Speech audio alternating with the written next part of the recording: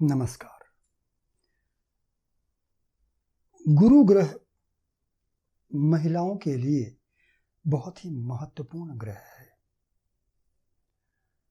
क्योंकि गुरु पति का कारक होता है। तो यदि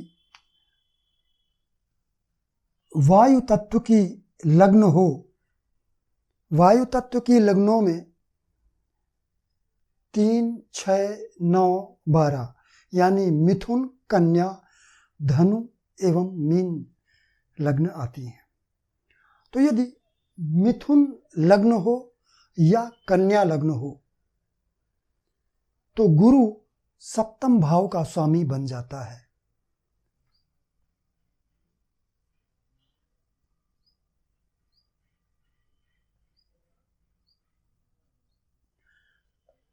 यदि मिथुन लग्न होगी तो सप्तम भाव में धनु राशि होगी और धनु राशि का स्वामी गुरु है। तो यहां पर गुरु सप्तम का स्वामी भी बन गया। सप्तम भाव वैवाहिक जीवन का भाव है, जीवन साथी का भाव है।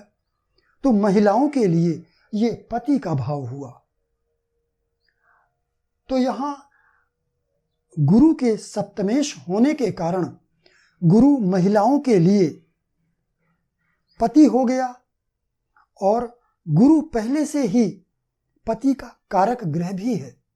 तो इस तरह से मिथुन लग्न हो या कन्या लग्न हो, यदि यहां कन्या लग्न होगी तो यहां मीन राशि आएगी। मीन राशि का स्वामी भी गुरु है।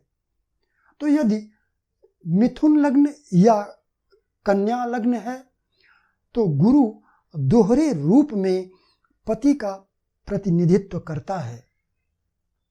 एक तो सप्तमेश होने के कारण और दूसरा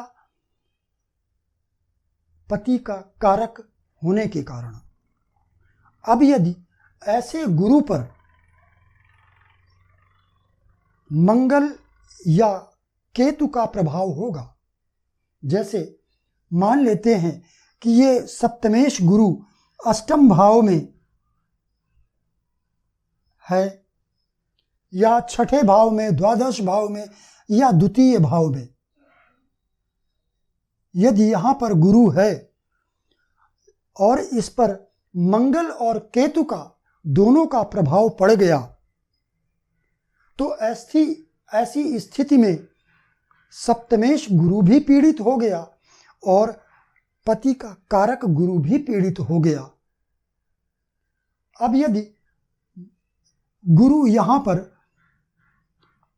स्थित है और मंगल और केतु यहां स्थित हैं, सप्तम भाव में यदि शनि की दृष्टि पड़ गई तो सप्तम भाव भी पीड़ित हो गया और गुरु बहुत बुरी तरह पीड़ित हो गया है। ऐसी स्थिति में पति की मृत्यु भी हो सकती है या कोई बड़ी दुर्घटना हो सकती है।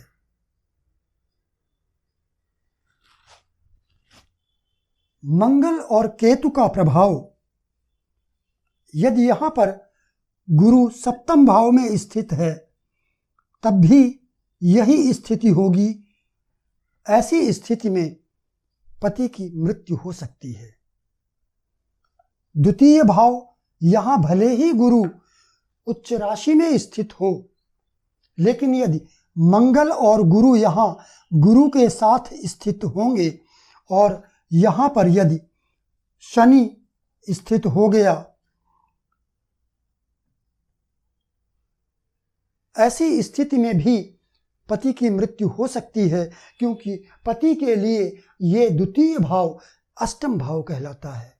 यहां से यदि हम गिनेंगे तो 1, 2, 3, 4, 5, 6, 7, 8 ये अष्टम भाव। अष्टम भाव मृत्यु का भाव है, आयु का भाव है।